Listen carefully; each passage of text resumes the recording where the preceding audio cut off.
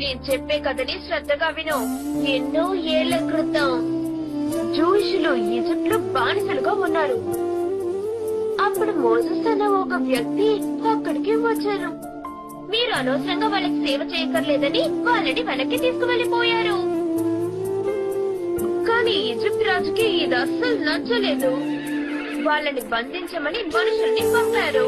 అప్పుడు మోసెస్ ఇంకా ప్రజలు రెడ్ సీ దగ్గరికి వెళ్లారు. అప్పుడు వాళ్ళు సముద్రానికి బట్టలకి మధ్య ఇరుక్కుపోయారు. అక్కడి నుంచి ఎలా వెళ్లాలో ఆలోచించి ఒక నిర్ణయానికి వచ్చారు. అప్పుడే మోసెస్ కు ఉపాయం తట్టింది. సముద్రపు ఒడ్డున నుంచుని తనకి దారివ్వమని అడిగారు.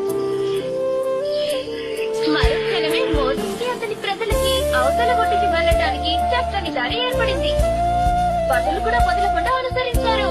కానీ సముద్రం వారి భర్త పట్టింది, ఉప్పు తిప్పలు పెట్టింది. దుష్టులందరూ పెద్దగా కేకలు పెడుతూ